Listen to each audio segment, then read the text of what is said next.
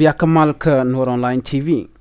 Kajan gwasama bana roch bana jaling hangut kan konore roch mi jirama jidit kajan channel ma gorojin bi subscribe ke bi janyu akanidin kokien. Alar bana lat kajan gwasama chalado shinas tingwan chi kentes nien ke shiglu ka turbil misinas bapre wish ka juba shikamenen yana mako turno mo bana jaling kel. Doba toga ja ke ngut wogone ke denara gangde ka ken accident ti keri la toktini ka torbiyale bana shore ida gorejin bi nyone ko ken ko de la rade kan chup gonten ko ken ka tok nenet nas shala do te ka ger mishinas yakre we ka juba enturbilen ci yak shala do Toyota V8 mishala do ramen gere isha yonko kwang kejen te kamisha ladwide kwang ke tap ke mandanan che ladwide je jaga jajen ba do be jaba shimenen yenamo tala do jen gere gwasen gere chu turbil cho yak che liang dana shalinga ja shala do gwasen yagatin Gudela 1 Rock City Road gwas mitie ke 7 day roundabout rewi ke juba shala do enger jencha yonko kwang gwas ndana jena tan shala do jena ke juba kashwe shuwa ka 7 day roundabout gwas dan enger natin ajen gwas dan wena wenas we ka yaktin kashwe roda shu yordul mitie ke wishar shala do ngode kan pregnant kontin chilu keten kontin kan pregnant kananga chimenen jena ma gwas me di na meni ko gwasa ngo je jen che ngo je lo barna na pin ko jen ni kamandana wa che da dop che jabai ko jen che yongo kwang ke jen te ke walte che mat te ja ko jen che ger ke dop nan we je che guj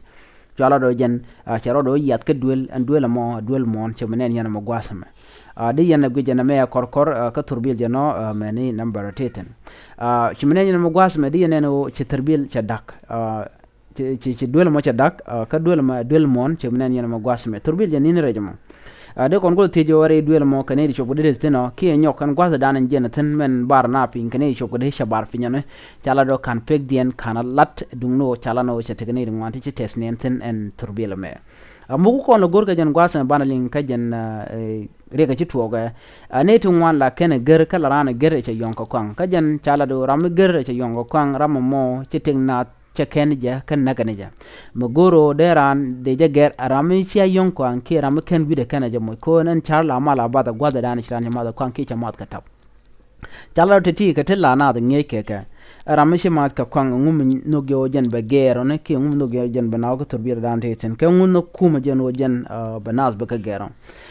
chala do ne me jere ga dana chala chene rin wan chaga bab de do men gwada dana che duele mo che jewe wu okten ki jen duele mo ku jela wata ko ne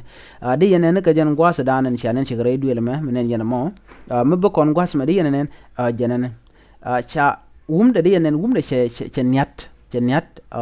ka de yene bo jen charo de dun ki charo de gew ka ring dana ring ngeje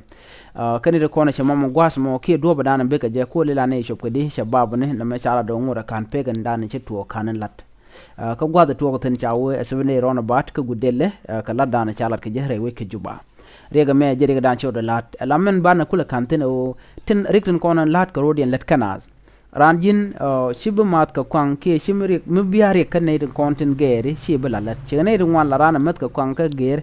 ko jen ba kula kana shenni no gwada dana gere kada to chicken go mi shirek de show be cha ja lwanka chi mi shane no gwasme gore je de ran dera gere ka kana mat ka kwang ko der ting ne ko kien der je kula ken antama rama me ngo je ne je ke speed ke ka war medit ke ban medit mi che goro der je kapchong chirek ma chu tok che menen yana mo ka ture ne me jire danan chiro de la re go jen wini mi jira ma jidit ke jen channel ma gore jen be nyane ko ken ko gor ko no bantin kon lat ko rudien bo kon ka link ka tung ne nas biata kamal bye bye